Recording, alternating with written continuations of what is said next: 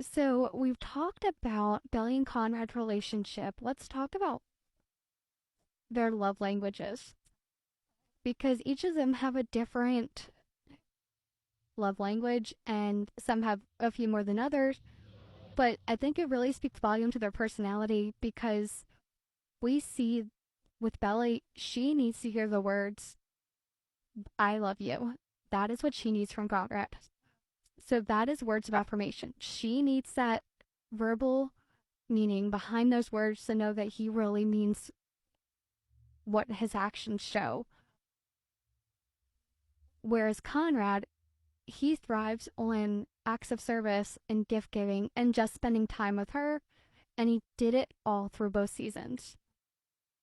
Even when he was trying to suppress his feelings, getting her the muffins, um, giving her the necklace for her 16th birthday, getting her the necklace for her 16th birthday, coming all the way to pick her up just to take her to cousins and to go see the snowfall on the beach. He has three different ones. I think Belly also has a little bit of physical touch as well. Um, just because we've seen that many times with her where she does tend to touch them. And Conrad really also relies on physical touch too. He is constantly playing with her hair, things like that that are just very meaningful to him. And I think that this speaks volumes about their relationship as a whole to help understand why they are the way they are. Now, with that being said, there's obviously a lot more to their personalities because you have two grieving teenagers who are just trying to manage life without Suzanne. They're also teenagers with teenage problems, high school, college, all that stuff put in there. So their personalities are evolving. And I think this is why it's really important for Belly to kind of be by herself and explore without Conrad and for them to come back together because when they do come back together, they're going to have a much more better understanding of each other as adults than they are as teenagers. And it's super, super important for good communication in a relationship. So here's my question. What is your love language? And does your partner know what it is? I'm always curious to know if people actually tell their partners what their love languages are. Um, I I fall under a wide variety of these, so I'd love to know what other people's love languages are. I just think it's important to call out that it's interesting that Jeremiah now wants Belly and Conrad to have a conversation. Like, now he wants them to talk to each other. But, like, look, like, although, like, I did acknowledge, like, that's a good thing to do. That's the right thing to do. It's not the right thing to, because like the right thing would have been not to make out with Belly on Conrad's car while he was taking a very important exam, like sneaking behind his back the entire week. Like, the ultimate right thing would have been for Jeremiah to do the opposite of what he did this entire season, right?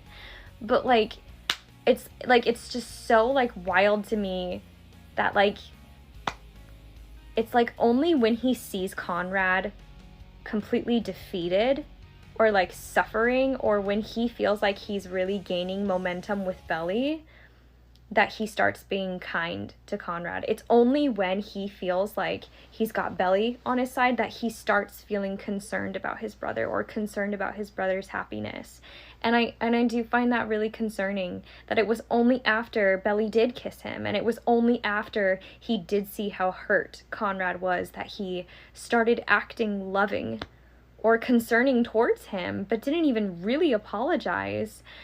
And I mean, like, yeah, interesting that now he wants them to have a conversation, but even though that's the right thing to do now, it doesn't take away from, like, in Party City, him, like, interrupting them having an important conversation with each other, right? Like, it doesn't take away from any of the things that he has done or the information he's withheld from Conrad or the ways that he has shamed Belly and like manipulated her to believe that Conrad never loved her, would always hurt her. Like, oh, now in this episode he wants to backtrack and say, oh, actually, Belly, I was wrong, he actually does love you, when this whole time he's been saying, oh, Conrad, he sucks, he doesn't love Belly, like he's ignored her all these years. Like, he keeps going back and forth, and it's like, now he's finally acknowledging the truth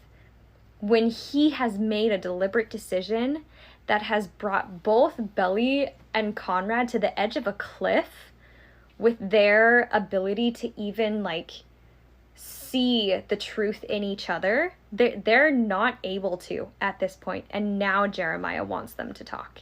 Now Jeremiah wants to tell Belly, oh, he does love, like, you know, like, Jeremiah has known this whole time how much Conrad loved Belly, for when Conrad did go to him begging. He knew it clearly. Conrad told Jeremiah he loved her, and Jeremiah still chose this entire season to tell Belly, he doesn't love you. You really didn't see that coming. You really didn't see him coming to like hurt you and break your heart. I sure did. It's just, it's so sad to me because him screaming that at Belly when she was stranded and so vulnerable, he led her to this edge of the cliff with Conrad. He led her to this point of feeling like it was such a mistake to be with Conrad, and there's no way that he had any feelings left for her, and Jeremiah was the only one who really had feelings. Like, he led her to believe that, and now he's backtracking. Like, in some ways it's like, yeah, good for him to point that out, but also still so twisted because of what he has done leading up to this point, right?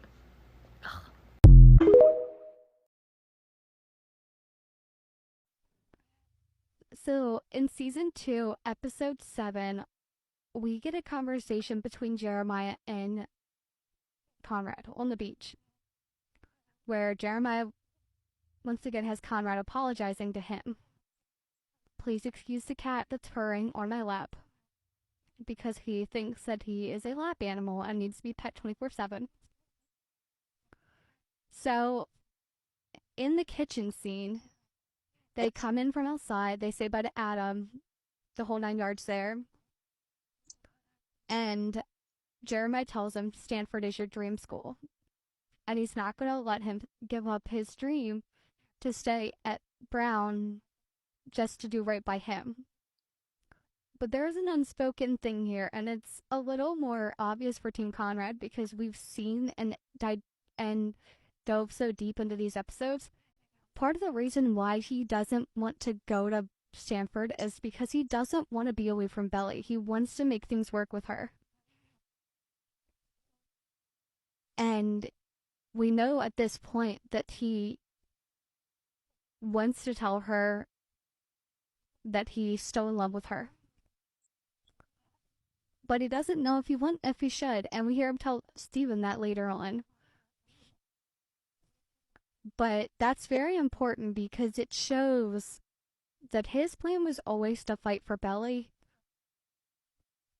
And where Belly is and where Conrad is are two different places. Belly wants to suppress all these feelings and lock them up in a box, and I've said this before.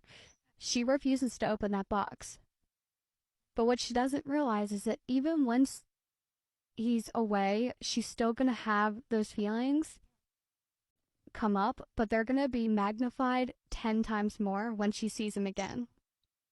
And we see that play out in the book when he shows up for the dedication. So, again, another reason why he did not want to go to Stanford at first was because of Belly. Him seeing Belly and Jeremiah kind of solidified his choice.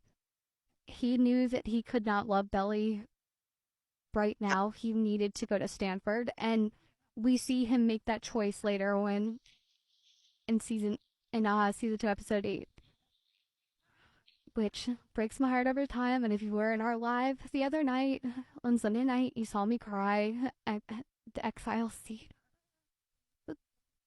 So what are your thoughts on why Conrad originally did not want to go to Stanford besides him not taking his final. Listen, I just need to have like a chat, like with the